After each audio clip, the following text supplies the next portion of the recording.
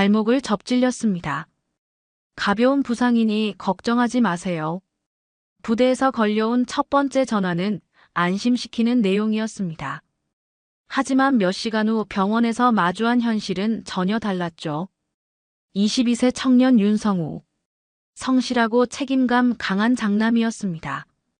군 복무 중에도 한국사 자격증을 준비할 정도로 미래를 계획하던 아이였어요. 그런 아들이 하루아침에 차가운 주검이 되어 돌아왔습니다. 너무 늦게 왔어요. 의사의 한마디가 모든 걸 말해줬죠. 하지만 여기서 끝이 아니었습니다.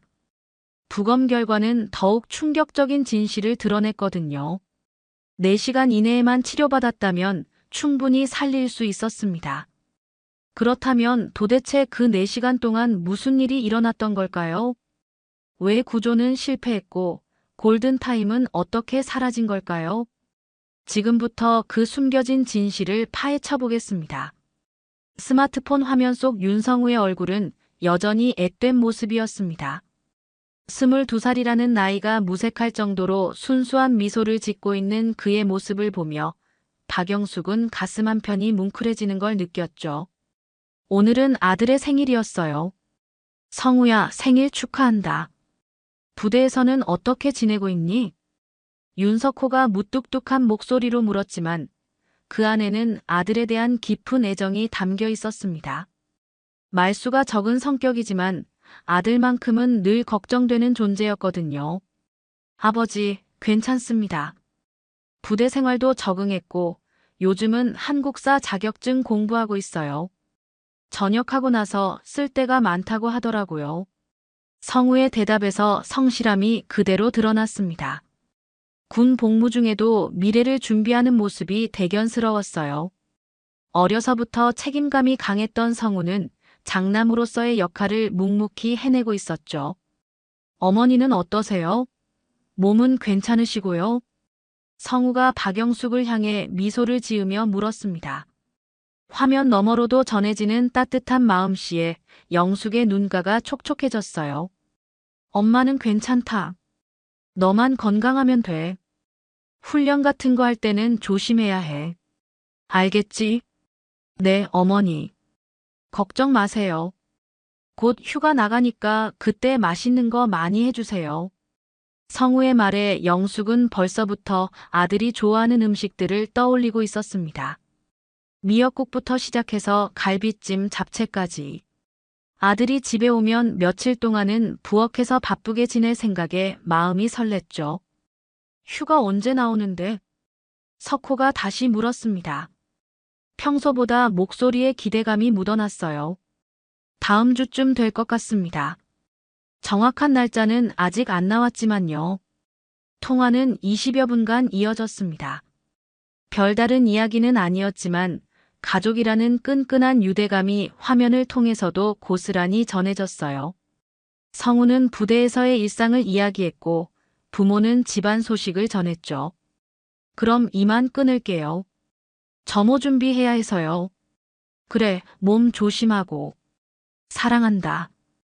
영숙의 마지막 인사에 성우는 환하게 웃으며 손을 흔들었습니다. 화면이 꺼진 후에도 부모는 한참 동안 그 자리에 앉아 있었어요. 곧 집에 올 아들을 생각하니 마음이 따뜻해졌거든요.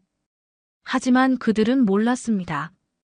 이것이 아들과 나눈 마지막 대화가 될 줄은.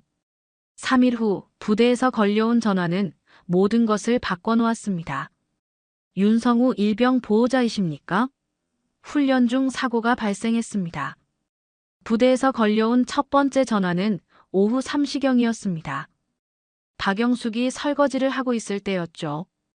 전화벨 소리에 손을 닫고 급히 달려가서 받았어요. 여보세요? 윤성우 일병 어머님이십니까? 낯선 목소리였습니다. 공식적이면서도 어딘지 긴장된 어조가 느껴졌어요. 영숙의 가슴이 순간 철렁 내려앉았죠. 네, 맞습니다. 무슨 일이세요? 저는 윤성우 일병이 소속된 부대 간부입니다. 훈련 중에 가벼운 부상을 당해서 병원으로 이송 중이니 걱정하지 마십시오. 가벼운 부상이라는 말에 영숙은 일단 안도의 숨을 내쉬었습니다. 하지만 동시에 불안감도 밀려왔어요. 아무리 가벼운 부상이라고 해도 병원에 가야 할 정도라면 심각한 게 아닐까 싶었거든요. 어떤 부상인가요? 많이 다쳤나요? 발목을 접질린 정도입니다. 검사차 병원에 가는 거니까 너무 걱정하지 마세요. 나중에 다시 연락드리겠습니다. 전화는 그렇게 끊어졌습니다. 영숙은 윤석호에게 급히 연락을 취했죠. 직장에 있던 석호는 아내의 전화를 받자마자 불안해했어요. 발목 접질렸다고. 그럼 괜찮은 거 아니야?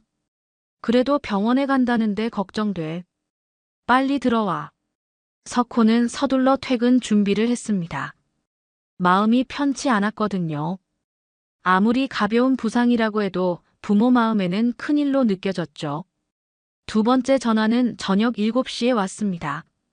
이번에는 처음 전화를 건 사람과는 다른 목소리였어요. 더 급박하고 긴장된 어조였죠. 윤성우 일병 보호자님이십니까? 지금 병원에 와주셔야겠습니다. 왜요? 발목 접질린 거라고 했는데 무슨 일이에요? 자세한 이야기는 병원에서 말씀드리겠습니다. 빨리 오십시오. 영숙의 손이 덜덜 떨리기 시작했습니다. 뭔가 크게 잘못됐다는 느낌이 들었어요. 석호와 함께 서둘러 병원으로 향했죠. 차 안에서 두 사람은 말이 없었습니다. 최악의 상황을 상상하고 싶지 않았거든요. 병원 응급실 앞에 도착했을 때는 이미 밤 8시가 넘어 있었습니다. 부대 관계자들이 기다리고 있었어요. 그들의 표정이 심상치 않았죠. 윤성우 일병 아버님, 어머님이시죠? 네, 그런데 우리 아들은 어디 있어요? 상태가 어떤가요? 영숙이 다급하게 물었습니다. 하지만 돌아온 대답은 그들이 상상했던 것보다 훨씬 심각했어요. 지금 응급처치를 받고 있습니다. 의사 선생님이 설명해 드릴 겁니다. 잠시 후 의사가 나왔습니다. 그의 표정에서 영숙과 석호는 이미 최악의 결과를 직감할 수 있었어요. 보호자분들이시죠? 안타깝게도 윤성우 환자는 이미 심정지 상태로 이송되었습니다. 너무 늦게 왔어요. 너무 늦게 왔다는 말이 영숙의 머릿속에서 맴돌았습니다. 발목을 접질렸다면서 왜 심정지까지 갔을까요? 도대체 무슨 일이 일어난 건지 이해할 수 없었어요. 병원 지하 장례실로 향하는 길은 끝이 없는 것처럼 느껴졌습니다. 영숙의 다리는 후들후들 떨렸고 석호는 아내의 어깨를 붙들며 겨우 걸음을 옮겼어요. 복도의 차가운 공기가 피부에 스며들었죠. 이쪽입니다. 간호사가 조심스럽게 안내했습니다. 문을 열자 차가운 공기와 함께 소독약 냄새가 코끝을 찔렀어요. 하얀 천으로 덮인 침상이 보였죠.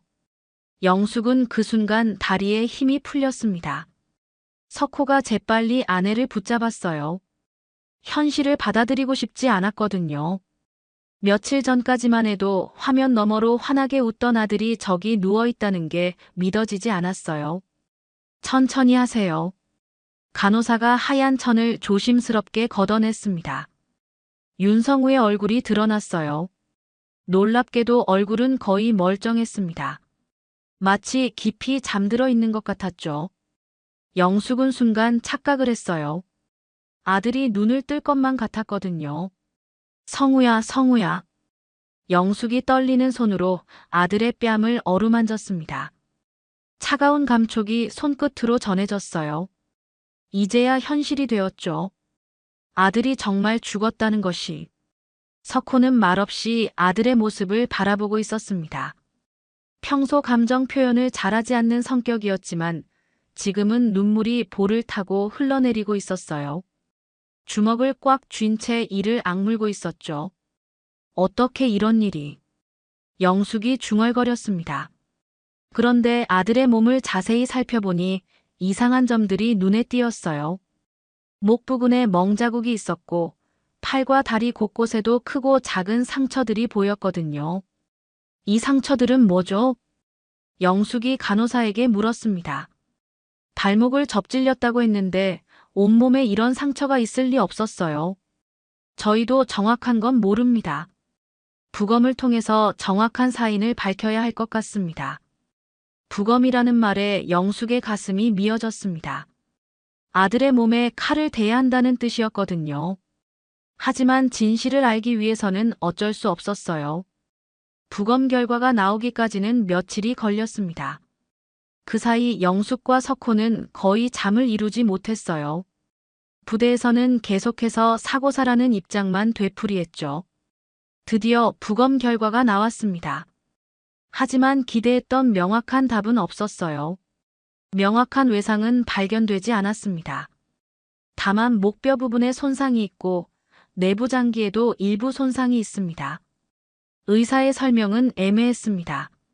명확한 사인을 특정하기 어렵다는 뜻이었어요. 영숙과 석호는 더욱 혼란스러워졌죠. 그럼 우리 아들이 왜 죽은 건가요?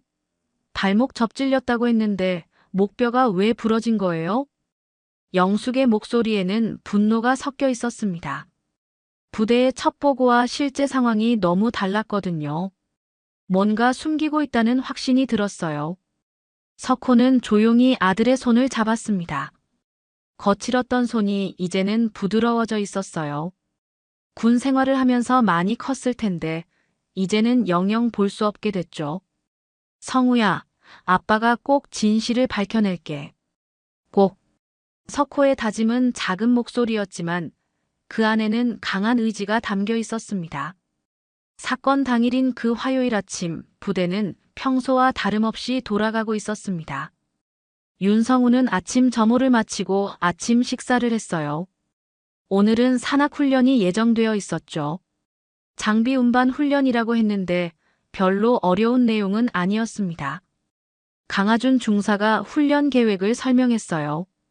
총 5명이 참가하기로 되어 있었죠. 중사 본인과 조민재 하사, 백승호 상병, 그리고 윤성우 1병과 오진수 2병이었습니다. 오늘 훈련은 산 정상까지 장비를 운반하는 것이다. 각자 맡은 장비를 책임지고 안전하게 운반해야 한다. 강하준 중사의 브리핑은 간단했습니다. 하지만 막상 출발 시간이 되자 예상치 못한 변수가 생겼어요. 중사가 갑자기 직접 참여하지 않겠다고 한 거죠. 나는 차량에서 대기하겠다.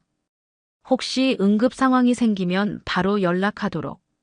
조민재 하사가 의아한 표정을 지었습니다. 훈련 계획서에는 분명히 중사도 함께 참여하는 것으로 되어 있었거든요. 중사님, 그럼 인원이 부족합니다. 오진수 2병을 대신 데려가라. 운전병이지만 젊으니까 문제 없을 것이다. 그렇게 해서 오진수가 급히 훈련에 합류하게 됐습니다. 문제는 오진수가 제대로 된 훈련복을 준비하지 못했다는 점이었어요. 활동화를 신고 있었거든요. 산악훈련에는 부적절한 복장이었죠. 운전병, 신발이 왜 그래? 백승호 상병이 지적했습니다. 하지만 이미 출발 시간이 늦어진 상황에서 다시 갈아 신을 시간은 없었어요. 죄송합니다. 급하게 나오느라. 됐다. 조심해서 따라와. 일행은 그렇게 산으로 향했습니다. 장비는 총 37kg 정도였어요. 25kg짜리 배낭과 12kg짜리 장비가 따로 있었죠. 원래 계획대로라면 5명이 나눠서 져야 할 무게였습니다. 산길은 생각보다 험했습니다. 경사가 가파르고 돌부리도 많았어요. 30분 정도 올라갔을 때 오진수가 발을 헛디뎠습니다. 운동화 밑창이 미끄러지면서 발목을 삐끗한 거죠. 아, 아프다. 오진수가 주저앉았습니다. 발목이 붓기 시작했어요. 더 이상 무거운 장비를 지고 올라갈 수 없는 상태였죠. 어떻게 하지? 조민재 하사가 난감해했습니다. 훈련을 중단하고 내려갈 것인지 아니면 계속 진행할 것인지 결정해야 했어요. 그런데 백승호 상병도 문제가 생겼습니다. 며칠 전부터 발목 부상이 있었는데 오늘따라 더 아팠거든요. 평소보다 무거운 장비를 져서 그런 것 같았어요. 윤성우 미안한데 내 것도 좀 들어줄 수 있니? 백승호가 윤성우에게 부탁했습니다. 윤성우는 주저하지 않고 고개를 끄덕였어요. 성실한 성격답게 선임의 부탁을 거절할 수 없었거든요. 알겠습니다. 제가 들겠습니다. 그렇게 해서 윤성우는 혼자서 37kg의 장비를 모두 져야 하는 상황이 됐습니다. 25kg짜리와 12kg짜리를 번갈아 가며 나르기로 했어요. 한 번에 하나씩 지고 올라가서 내려놓고 다시 내려와서 나머지를 가져오는 방식이었죠. 괜찮겠어? 조민재 하사가 걱정스럽게 물었습니다. 하지만 윤성우는 자신 있게 대답했어요. 괜찮습니다. 천천히 하면 될 것 같습니다. 이것이 비극의 시작이었습니다. 누구도 이 결정이 돌이킬 수 없는 결과를 가져올 줄은 몰랐어요. 윤성우는 첫 번째 장비인 25kg짜리 배낭을 등에 맸습니다. 생각보다 무거웠지만 견딜만 했어요. 평소 체력 단련을 꾸준히 해온 덕분이었죠. 천천히 걸음을 옮기며 산길을 올라가기 시작했습니다. 조민재 하사와 백승호 상병은 부상당한 오진수를 부축하며 먼저 올라갔어요. 원래는 윤성우와 함께 장비를 나눠줘야 했지만 상황이 이렇게 되었으니 어쩔 수 없었죠. 윤성우, 무리하지 말고 천천히 올라와. 백승호가 뒤돌아보며 말했습니다. 하지만 이미 그들과 윤성우 사이의 거리는 점점 벌어지고 있었어요. 무거운 장비 때문에 속도가 현저히 느려진 거였죠. 윤성우는 약 200m 정도 올라간 지점에서 첫 번째 장비를 내려놓았습니다. 숨이 차올랐지만 아직 괜찮았어요. 이제 다시 내려가서 12kg짜리 장비를 가져와야 했죠. 내려가는 길은 올라갈 때보다 더 위험했습니다. 경사가 급하고 낙엽이 미끄러웠거든요. 조심스럽게 발걸음을 옮기며 출발 지점으로 돌아갔어요. 두 번째로 12kg짜리 장비를 들고 다시 올라가기 시작했습니다. 이번에는 좀 더 힘들었어요. 이미 한 번 왕복을 했기 때문에 체력이 소모된 상태였거든요. 그래도 포기할 수는 없었죠. 조민재 하사 일행은 이미 정상 근처에 도착해 있었습니다. 윤성우의 모습은 보이지 않았어요. 너무 뒤처진 거였죠. 하사는 잠시 고민했습니다. 내려가서 도와줄까 생각했지만 부상당한 오진수를 돌봐야 했어요. 윤성우는 언제 올라오나? 백승호가 중얼거렸습니다. 시간이 꽤 흘렀는데도 윤성우가 보이지 않았거든요.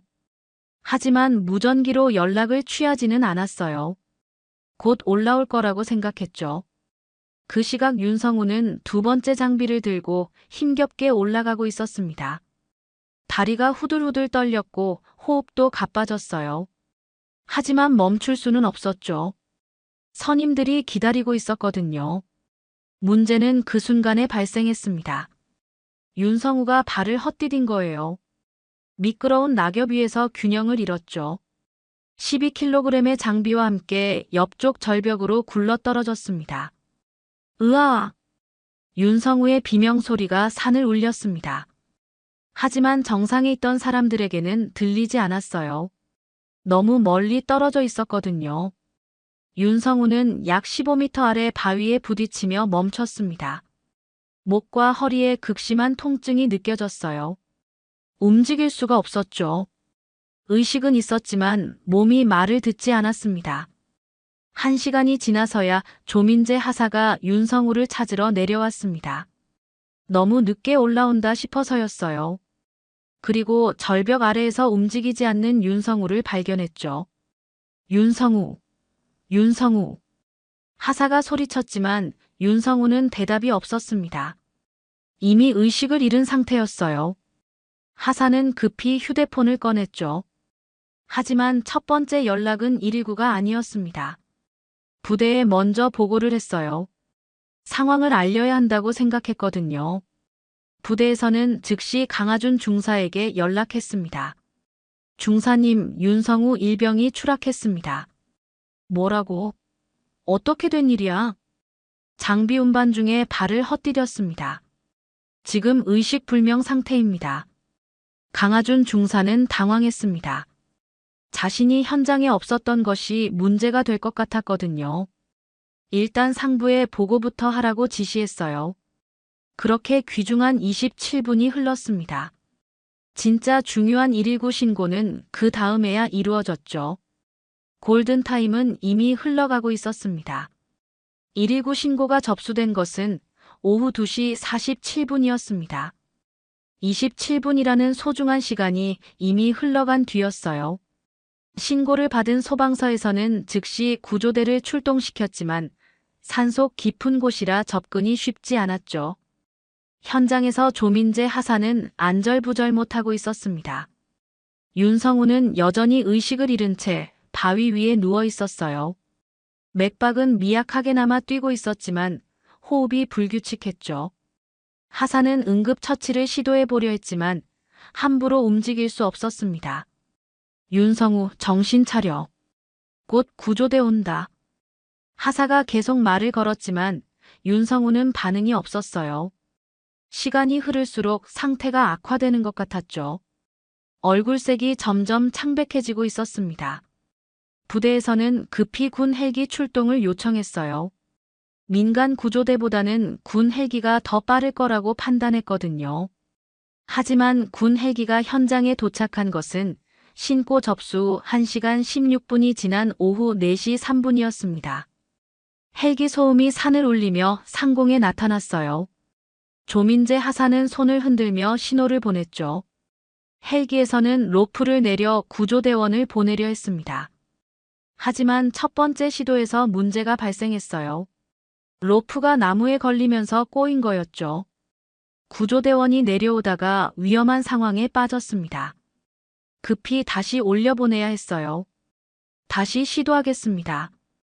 헬기 조종사가 무전으로 보고했습니다. 두 번째 시도를 위해 위치를 조정했어요. 하지만 산악 지형이 복잡해서 적절한 위치를 찾기가 어려웠죠. 그 사이 윤성우의 상태는 더욱 악화되고 있었습니다. 호흡이 거의 멈춰가고 있었어요. 조민재 하사는 절망적인 심정으로 지켜볼 수밖에 없었죠. 두 번째 시도에서도 로프 꼬임 문제가 반복됐습니다. 바람이 강해서 헬기 조종이 불안정했거든요. 구조대원을 안전하게 내려보내기 어려운 상황이었어요. 연료 부족으로 잠시 회항하겠습니다. 헬기 조종사의 무전이 들려왔습니다. 1시간 넘게 상공에서 맴돌면서 연료가 부족해진 거였어요. 다시 연료를 보급하고 와야 했죠. 하사는 믿을 수 없다는 표정을 지었습니다. 지금 당장 구조해야 할 상황인데 헬기가 떠나간다는 게 말이 안 됐거든요. 하지만 어쩔 수 없었어요. 오후 5시가 넘어서야 민간 구조대가 현장에 도착했습니다. 전문 장비를 갖춘 구조대원들이 직접 하강해서 윤성우에게 접근했어요. 하지만 이미 너무 늦었습니다. 맥박이 없습니다. 구조대원의 말에 조민재 하사는 주저앉았습니다. 심폐소생술을 시도해봤지만 반응이 없었어요. 윤성우는 이미 숨진 상태였죠. 언제부터 의식을 잃었습니까? 약 3시간 전입니다. 너무 늦었네요. 골든타임을 놓쳤습니다. 구조대원의 말이 하사의 가슴을 찔렀습니다. 만약 처음부터 119에 신고했다면, 만약 군 헬기가 제대로 구조했다면 살릴 수 있었을 거라는 생각이 들었거든요. 윤성우의 시신은 들것에 실려 산 아래로 운반됐습니다. 22살 청년의 마지막 여행이었어요. 그 누구도 이런 결과를 원하지 않았지만 시스템의 실패가 한 사람의 목숨을 앗아간 거였습니다. 백승호 상병은 말없이 윤성우의 시신을 바라봤습니다. 자신이 장비를 넘겨준 것이 이런 결과를 가져올 줄 몰랐어요. 후회가 밀려왔지만 이미 되돌릴 수 없었죠. 부검 결과가 나오기까지 일주일이 걸렸습니다. 그 일주일 동안 박영숙과 윤석호는 거의 잠을 이루지 못했어요. 부대에서는 계속해서 불가피한 사고라는 입장만 되풀이했죠. 하지만 부모의 마음속에는 의혹이 점점 커져가고 있었습니다. 국립과학수사연구원에서 온 부검 결과는 충격적이었어요. 법의학과 의사가 직접 설명해줬죠. 사인은 5번 경추골절로 인한 척수 손상입니다. 목뼈가 부러지면서 중추신경이 손상됐고 이로 인해 호흡마비가 왔습니다. 영숙의 손이 덜덜 떨렸습니다. 5번 경추라는 말이 무엇을 의미하는지 정확히 알 수는 없었지만 심각한 부상이라는 건 느낄 수 있었어요. 또한 좌측 신장이 파열됐습니다. 상당한 충격을 받은 것으로 보입니다. 15m 높이에서 추락하면서 바위에 부딪힌 것 같습니다. 석호가 조용히 물었습니다. 그럼 즉시 사망한 건가요? 아닙니다. 경추 골절이라고 해도 즉사는 아니에요. 적절한 치료를 받았다면 생존 가능성이 있었습니다. 이 말에 영숙의 가슴이 터질 것 같았어요. 아들을 살릴 수 있었다는 뜻이었거든요. 그런데 왜 살리지 못했을까요? 어느 정도 시간 내에 치료받았어야 하나요? 골든타임은 보통 4시간입니다. 그 안에 수술을 받았다면 충분히 살릴 수 있었어요. 신장 파열도 마찬가지고요. 4시간이라는 말이 부모의 가슴을 후볐습니다. 사고 발생 후 병원 도착까지 걸린 시간을 계산해 보니 약 6시간이었어요. 이미 골든타임을 2시간이나 넘긴 상태였죠. 만약 바로 119에 신고했다면 어땠을까요? 석호의 질문에 의사가 고개를 끄덕였습니다. 그랬다면 살릴 수 있었을 겁니다. 헬기 구조가 제대로 이루어졌어도 마찬가지고요. 영숙은 그 순간 온몸에 힘이 빠지는 걸 느꼈어요. 아들이 죽을 필요가 없었다는 얘기였거든요. 누군가의 판단 실수와 시스템의 실패가 아들의 목숨을 앗아간 거였죠. 부검의사는 계속해서 설명했습니다. 특히 신장 파열의 경우 응급수술이 필수입니다. 뇌출혈이 계속되면서 쇼크가 올 수 있거든요. 골든타임 내에만 수술했다면 완전히 회복 가능했어요. 석호가 주먹을 꽉 쥐었습니다. 분노가 치솟아 올랐거든요. 27분 동안 부대 보고만 하느라 119 신고를 미뤘던 것, 1시간 넘게 허공에서 맴돌기만 했던 군 헬기, 모든 것이 아들의 목숨을 앗아간 원인이었어요. 그럼 우리 아들은 고통스러웠을까요? 영숙이 떨리는 목소리로 물었습니다. 어머니로서 가장 궁금하면서도 가장 듣기 싫은 질문이었어요. 경추 손상으로 인해 의식을 잃었을 겁니다. 고통을 많이 느끼지는 않았을 거예요. 의사의 말에 영숙은 약간의 위안을 얻었습니다. 적어도 아들이 극심한 고통 속에서 죽지는 않았다는 게 다행이었어요. 부검 결과를 들은 후 부모는 확신했습니다. 이것은 단순한 사고가 아니라는 걸요. 여러 단계에서 구조 실패가 겹치면서 벌어진 인재였어요. 우리가 진실을 밝혀야 해. 석호가 단호하게 말했습니다. 평소 조용한 성격이었지만 지금만큼은 물러설 수 없었어요. 아들의 죽음을 헛되이 할 수 없었거든요. 영숙도 고개를 끄덕였습니다. 눈물이 흘렀지만 의지는 확고했어요. 아들을 살릴 수 있었는데 시스템의 실패로 잃었다는 사실이 더욱 분노를 키웠죠. 윤성우의 시신은 병원 지하 냉동고에 한 달째 안치되어 있었습니다. 장례를 치르지 못한 채 차가운 곳에서 기다리고 있었어요. 부모는 진실이 밝혀지기 전까지는 아들을 보낼 수 없다고 결심했거든요. 매일 아침 영숙은 병원을 찾았습니다. 냉동고 앞에 서서 하루도 빠지지 않고 아들과 이야기를 나눴어요. 차가운 문 너머로 들려주는 일상 이야기들이었죠. 성우야, 오늘도 엄마가 왔다. 아빠는 변호사랑 얘기하러 갔어. 꼭 진실을 밝혀낼 거야. 석호는 연일 관련 기관을 찾아다니고 있었습니다. 국정감사 자료를 요청하고 변호사와 상담하고 언론사에 제보도 했어요. 하지만 군에서는 여전히 사고사라는 입장만 되풀이했죠. 부실한 안전관리로 인한 안타까운 사고였습니다. 재발 방지를 위해 노력하겠습니다. 군 관계자들의 뻔한 답변에 석호는 분노했습니다.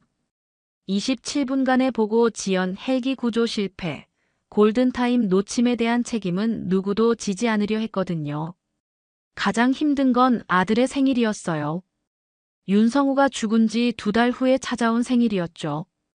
영숙은 그날 아침 일찍 재료를 사러 시장에 갔습니다. 미역을 사서 정성스럽게 미역국을 끓였어요.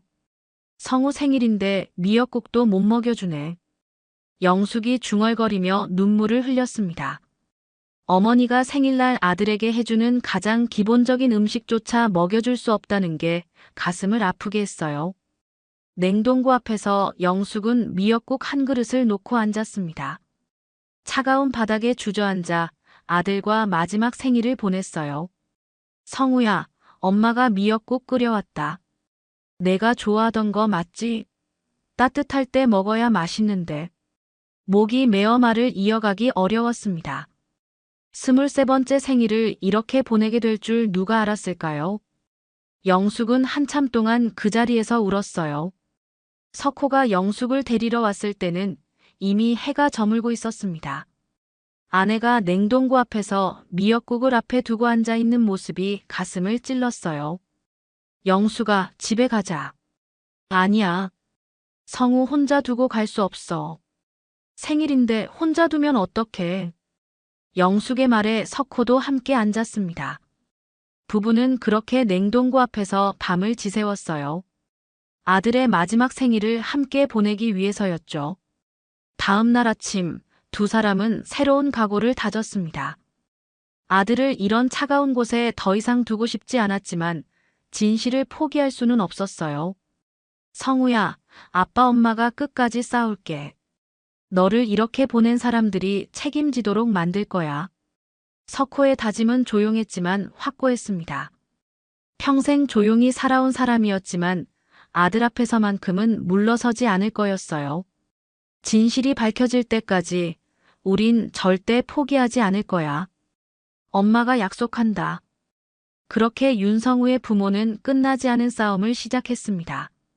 22살에 억울하게 세상을 떠난 아들을 위해서, 그리고 다시는 이런 일이 반복되지 않도록 하기 위해서 말이죠.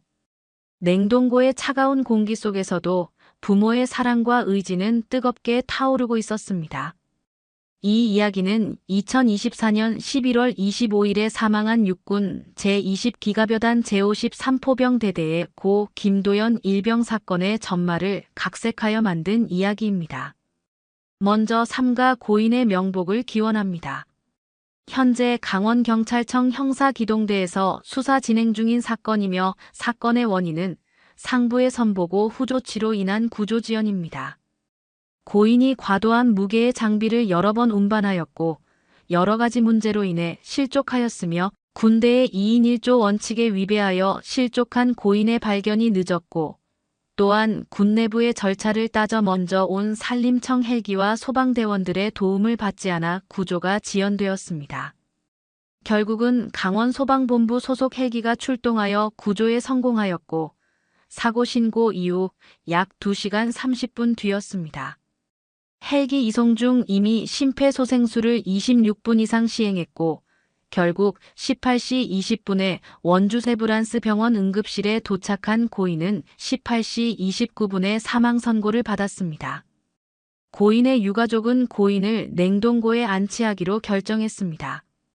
고인의 명복을 빌며 관련 사건의 진상을 잘 조사하여 고인과 그 유가족의 억울함을 조금이라도 해소되어야 할 뿐만 아니라 추후에 발생 가능성이 있는 유사 사건에 대해서 빠른 대응이 이루어질 수 있도록 법, 규정, 매뉴얼, 인식 등이 개선되어야 할 것입니다. 시청자 여러분, 오늘은 여기까지입니다. 항상 건강하시고 행복하세요.